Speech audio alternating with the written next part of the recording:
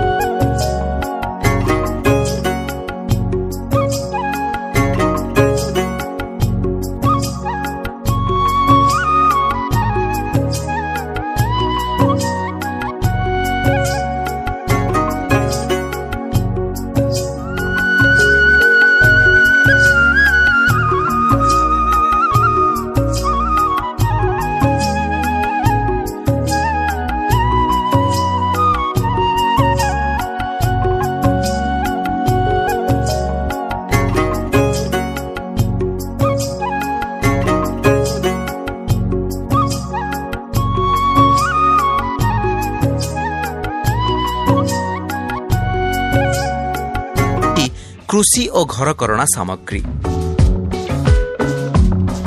जो आपने यहाँ म्यूजियम बनाया उसे आने वाली पीढ़ी को जो हमारी जो जनरेशन है उनको मालूम पड़ेगा कि हमारे ट्राइबल्स गाँव में एक्सट्रीम विलेजेस में लोग कैसे रहते हैं और उनका रहन सहन कैसा है, उनका ऑर्नामेंट्स कैसे हैं, उनका लिविंग स्टाइल कैसा है, उनके पास इंस्ट्रूमेंट कैसे हैं, वो देखना हमारे को मालूम पड़ रहा है कि यहाँ ये कैसे है यहाँ के लोग।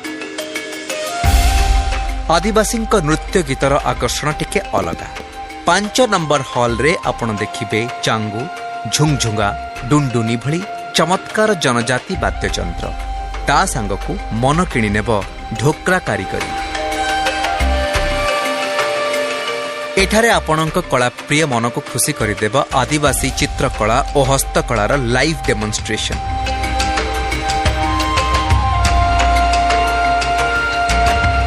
सब हॉल मझिरे रही जनजाति उपासना स्थल।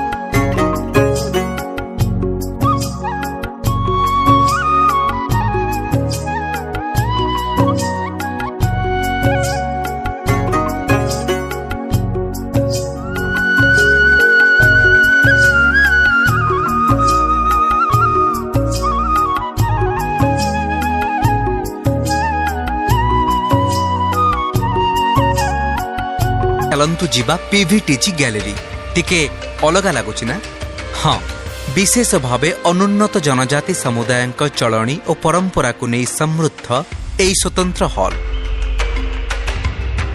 आमर 62 भितर 13टी पीवीटीजी अच्छी ओडिशा रे सेटा देखिबा पई लोकंकर मनरे बहुत आग्रह आउ तांकर जो निजस्व कल्चर निजस्व पिंधिबार निजस्व तांकर चलनीर सबू जहाँ भी आम डिस्प्ले करि परिछु ताकू देखिकी एकेडमिक इंटरेस्ट मध्य बहुत अधिका रहुची। ओडिशा राज्य जनजाति संग्रहालय जनजाति संस्कृतिर संरक्षण और प्रदर्शन पई आधुनिक ज्ञान कौशलर व्यवहार करिबारे एहा हेउची भारतर एक अग्रणी म्यूजियम। देखंतु एठारे सबु प्रदर्शनी हॉल और स्वतंत्र पीवीटीजी हॉल ले रहिची टच स्क्रीन जेउथिरे आपण देखि परिबे जनजातिंक संपर्क रे 3टी भाषा रे क्षुद्र प्रामाणिक सिनेमा।